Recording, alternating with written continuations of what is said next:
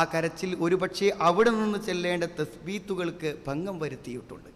പക്ഷേ പിന്നീട് ഞാൻ ഒരു മരിച്ച ഒരു മയ്യത്തിൻ്റെ മുന്നിൽ വേദനയോടുകൂടെ കരഞ്ഞത് ഇന്നലെയായിരുന്നു. ഒരുപക്ഷെ ഞാൻ എൻ്റെ വിഷയത്തിൻ്റെ ഈ ഒരു അനുഭവത്തെ നിങ്ങൾക്ക് വരുത്താൻ ഈ ഉദാഹരണം ഫലപ്പെടുമെന്ന് ഞാൻ വിശ്വസിക്കുന്നു. മരണപ്പെട്ടത് എൻ്റെ സഹോദരനോ ഏതെങ്കിലും നിലയ്ക്ക് എൻ്റെ രക്തബന്ധത്തിൽപ്പെട്ടവരോ ആയിരുന്നില്ല.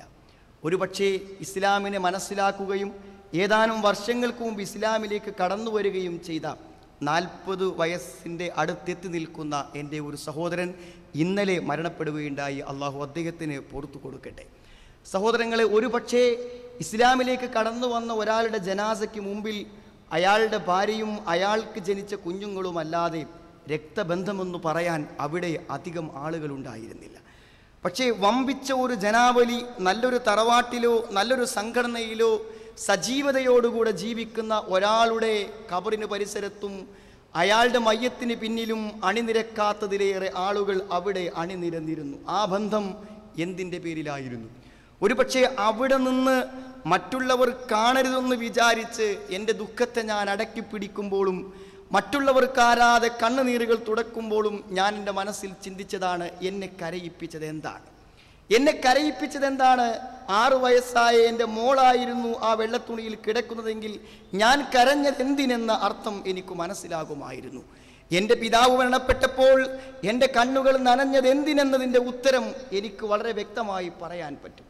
പക്ഷേ ഇസ്ലാമികമായ ഈ ഒരു ജീവിതത്തിൽ മാത്രം ബന്ധപ്പെടുകയും വളരെ വലിയൊരു ആത്മബന്ധം സുഹൃത്തെന്ന നിലക്ക് സ്ഥാപിക്കപ്പെടുകയും ചെയ്യാത്ത എൻ്റെ സഹോദരൻ മരണപ്പെട്ടപ്പോൾ എന്തിനു വേദനിച്ചു എന്ന് ചോദിച്ചപ്പോൾ ഇമാം ബുഖാരി കിതാബുൽ ഈമാനിൽ രേഖപ്പെടുത്തിയ ആദ്യ ഭാഗത്തിലുള്ള ഒരു ഹദീസാണ് എൻ്റെ മനസ്സിലേക്ക് കടന്നു വന്നത്.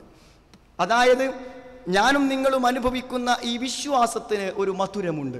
ഹലാവത്തുൽ ഈമാൻ. ഹലാവത്ത്, ഹൽവ എന്ന വാക്കിൻ്റെ അർത്ഥം അറബിയിലാണെങ്കിലും ആ വാക്കിൽ ഒരു മധുരത്തെ പ്രതിനിധീകരിക്കുന്നു എന്ന് എൻ്റെ സഹോദരന്മാർക്ക് പെട്ടെന്ന് മനസ്സിലാകും. എന്താണ് സഹോദരങ്ങളെ ഈമാനിൻ്റെ മധുരം? ഈമാനിൻ്റെ മധുരം 3 കാര്യങ്ങളിൽ പറഞ്ഞപ്പോൾ സലാത്തുൻ മൻ കുന്ന ഫീഹി വജദ ഹലാവത്തുൽ ഈമാൻ.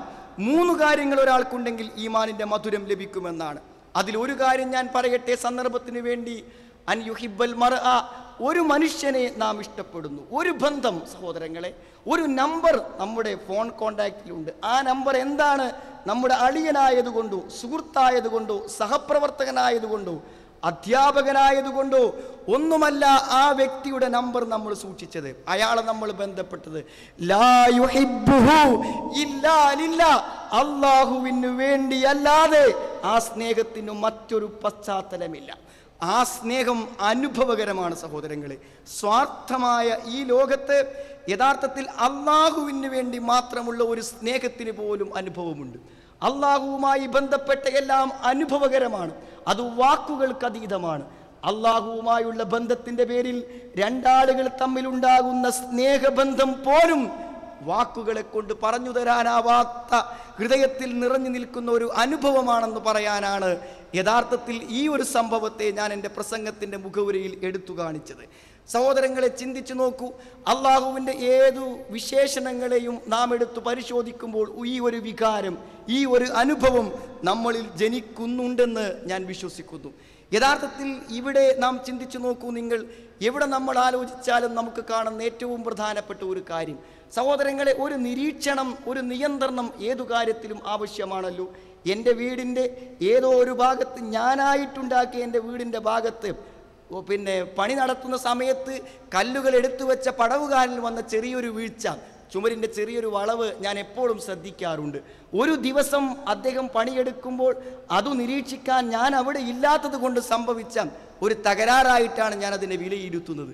സഹോദരങ്ങളെ, ഈ സങ്കീർണമായ പ്രപഞ്ചം, ഈ ഇരിക്കുന്ന നമ്മുടെ ഓരോരുത്തരുടെയും ദേഹത്തും സിരകളിലും തലച്ചോറിലും നടക്കുന്ന നമുക്ക് പോലും പൂർണ്ണമായി നിർവചിച്ചിട്ടില്ലാത്ത പ്രവർത്തനങ്ങൾ, ഈ വിശാലമായ ലോകത്തെ ഒരു സൂക്ഷ്മദർശിനിയിലൂടെ ഇവിടെ ഇരുന്ന് സൂര്യന്റെ വലിപ്പത്തിലും ചന്ദ്രന്റെ വലിപ്പത്തിലും താരഗണങ്ങളുടെ വലിപ്പത്തിലും കാണുകയാണെങ്കിൽ നമ്മുടെ അവസ്ഥ എന്തായിരിക്കും?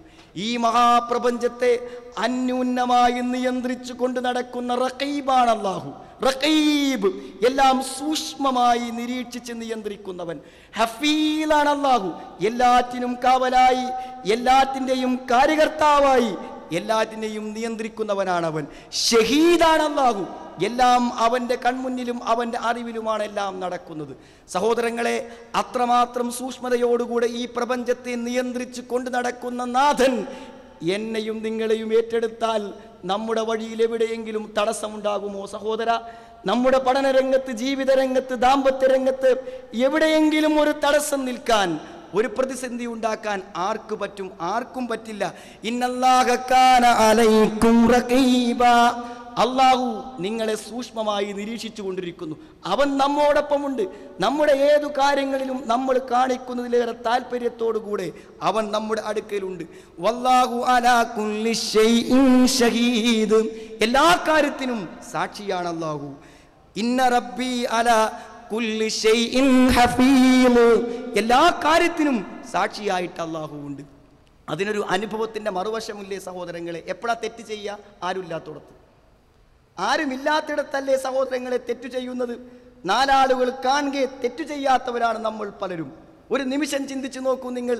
സ്വകാര്യ ജീവിതത്തിൽ തെറ്റു ചെയ്യുന്നവർ, താൻ ഇന്റർനെറ്റിന്റെ മുന്നിലിരിക്കുമ്പോൾ മറ്റാരും കാണാത്ത സ്ഥലത്ത് റൂമിൽ വാതിലടച്ചുകൊണ്ട് തിന്മയിലേക്ക് പോകുമ്പോൾ, ആരും വരാതിരിക്കുന്ന ക്ലാസ് റൂമിൽ സഹപാഠികൾ എത്തുന്നതിന് മുമ്പ് ഒരു തിന്മയിൽ ഏർപ്പെടുന്ന ഒരു സുഹൃത്ത്, അല്ലെങ്കിൽ കൺമുന്നിൽ തുറന്നു വെച്ച പത്രത്തിൽ വൃത്തികെട്ട ഒരു ചിത്രത്തിൽ മനസ്സിന്റെ തിന്മയെ ആസ്വദിപ്പിക്കുന്നവൻ, അനുഭവിക്കുന്നവൻ. ഒരു നിമിഷം ആലോചിക്കൂ, അവിടെ റഖീബായി ഒരാളേ ഉള്ളൂ, അവിടെ ഷഹീദായി ഒരാളേ ഉള്ളൂ.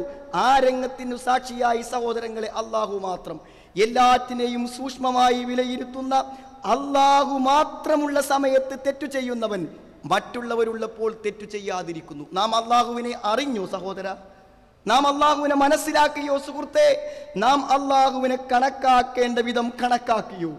നമ്മുടെ കൂടെ ഇരിക്കുന്ന, കണ്ടാൽ നമുക്കൊന്നും സംഭവിക്കാത്ത, എന്തടോ എന്നൊരു ചോദ്യം പോലും ചോദിക്കാൻ പറ്റാത്തവരെ ഭയപ്പെട്ടപ്പോഴും നമ്മുടെ ജീവിതത്തിൻ്റെ ഒരു സെക്കൻഡിൽ പോലും ഇടപെടാനും ഏതു രംഗത്തും നമ്മുടെ കാര്യത്തെ കൈകാര്യം ചെയ്യാനും പറ്റുന്ന കഴിവുറ്റ ഈ പ്രപഞ്ചത്തിൻ്റെ മുഴുവൻ നിയന്ത്രണങ്ങൾ ഏറ്റെടുത്ത സർവാധിനാഥനായ നാഥൻ ഒറ്റക്കുമുണ്ടാകുമ്പോൾ, രഹസ്യമായി അവനും നമ്മളും മാത്രമിരിക്കുമ്പോൾ നാം തെറ്റു ചെയ്യുന്നുവെങ്കിൽ നാം മനസ്സിലാക്കാതെ പോയ 3 വിശേഷണങ്ങളുടെ അർത്ഥം ഇതാ ഞാൻ പറയുന്നു. അല്ലാഹു റഖീബാണ്, അല്ലാഹു റഖീബാണ്. ഇരുട്ടിൽ രാത്രി റൂമിൽ ലൈറ്റ് അണച്ചു കടന്നാൽ സുഹൃത്തുക്കളെ, എനിക്ക് എന്നെ കാണാൻ പറ്റുമോ? രാത്രി ഞാൻ ലൈറ്റ് അണച്ചു കഴിഞ്ഞിരിക്കുന്നു, എനിക്ക് എന്നെ കാണാൻ പറ്റുമോ? എനിക്കെന്നെ കാണാൻ പറ്റാത്തപ്പോഴും എന്നെ കാണുന്നവനാണവൻ. ഞാൻ എന്നെ കാണാത്തപ്പോഴും എനിക്കു സാക്ഷിയായവനാണവൻ. ഞാൻ എന്നെ നിരീക്ഷിക്കാത്തപ്പോഴും എന്നെ മനസ്സിലാക്കിയവനാണവൻ. ഇന്നല്ലാഹ കാന അലൈക്കും റഖീബ. ഒരു വാക്ക് നോക്കൂ നിങ്ങൾ, ഒരു ഉപദേശമാണത്. അള്ളാഹുവിൻ്റെ ഈ വിശേഷണങ്ങൾ മനസ്സിലാക്കുന്നവർക്കൊരു ഉപദേശം. സുഹൃത്തുക്കളെ, ഇതുവരെ പറഞ്ഞത് നിങ്ങൾ കുറിച്ചു വെച്ചില്ലെങ്കിൽ ഈ ഒരു വാക്ക് മനസ്സിൽ കുറിച്ചു വെക്കൂ. അള്ളാഹുവിനെ നീ സൂക്ഷിക്കുക, അള്ളാഹു നിന്നെ സംരക്ഷിക്കും. സഹോദരങ്ങളെ, ഇതൊരു വലിയ ഓഫറാണ് എനിക്കും നിങ്ങൾക്കും. ഏതെങ്കിലും ഒരു സ്വകാര്യ നിമിഷത്തിൽ നാഥ നീ അറിയുമല്ലോ എന്ന് വിചാരിച്ച് പിന്തിരിഞ്ഞിട്ടുണ്ടോ സുഹൃത്തെ? ആ പിന്തിരിഞ്ഞപ്പോൾ നാം അള്ളാഹുവിനെ പരിഗണിച്ചു. അള്ളാഹു നമ്മുടെ ജീവിതത്തെ പരിഗണിക്കാൻ ബാധ്യസ്ഥനായിരിക്കുന്നു. അപ്പോൾ ഏതെങ്കിലും ഒരു സ്വകാര്യമായ ഇടപാടിൽ അള്ളാഹുവിനെ സൂക്ഷിക്കണമല്ലോ എന്ന് വിചാരിച്ച് ഒരു തിന്മയിൽ നിന്ന് പിൻവാങ്ങിയിട്ടുണ്ടെങ്കിൽ നീ അള്ളാഹുവിനെ സൂക്ഷിച്ചാൽ അള്ളാഹു നിന്നെ സംരക്ഷിക്കും, ഏറ്റെടുക്കും. ഒന്നും നമുക്ക് ഭയപ്പെടാനില്ല. അതുകൊണ്ട് സുഹൃത്തെ, സഹോദര, എല്ലാ രഹസ്യങ്ങൾക്കും സാക്ഷിയാകുന്ന ഷഹീദായ, റഖീബായ, ഹഫീലായ അള്ളാഹുവിനെ നീ അറിയുന്നുവെങ്കിൽ ജീവിതത്തിൽ അതൊരു അനുഭവമാകട്ടെ. ഇനി ഇവിടെ നിന്ന് ഇറങ്ങി പുതിയ ജീവിതത്തിലേക്ക് നമ്മൾ പ്രവേശിക്കുമ്പോൾ നമ്മുടെ രഹസ്യ നിമിഷങ്ങൾ വിശുദ്ധമാകണം. അതിൻ്റെ ഫലം സഹോദരങ്ങൾ ശരിക്കും ജീവിതത്തിൽ അനുഭവിക്കാൻ നമുക്ക് അവസരം കിട്ടും. എല്ലാ രഹസ്യങ്ങൾക്കും സാക്ഷിയായി നമുക്ക് പോലും നമ്മെ കാണാൻ പറ്റാത്ത സന്ദർഭത്തിൽ നമ്മളെ കണ്ടുകൊണ്ടിരിക്കുന്ന ഒരു നാഥൻ്റെ നാമഗുണവിശേഷണങ്ങളെ മനസ്സിലാക്കുമ്പോൾ നമ്മുടെ ജീവിതം പുതിയൊരു മാറ്റമുണ്ടാകും. നോക്കൂ നിങ്ങൾ, അള്ളാഹുവിനെ കുറിച്ച് പറഞ്ഞൊരു വിശേഷണം വിശുദ്ധ ഖുർആനിൽ. ആരാണ് അള്ളാഹു? അല്ലാഹു നൂറുസ് സമാവാതി വൽ അർള് മതലു നൂരിഹി കമിഷ്കാത്തിൻ ഫീഹാ മിസ്ബാഹ്. അല്ലാഹു നൂറുസ് സമാവാതി വൽ അർള്, അല്ലാഹു നൂറുസ് സമാവാതി വൽ അർള്. അള്ളാഹു പരിചയപ്പെടുത്തുന്നു അള്ളാഹുവിനെ. അള്ളാഹു ഈ സർവ്വ പ്രപഞ്ചത്തിൻ്റെയും വെളിച്ചമാണത്രേ. നൂർ. പണ്ഡിതന്മാർ ഈ വാക്കിന്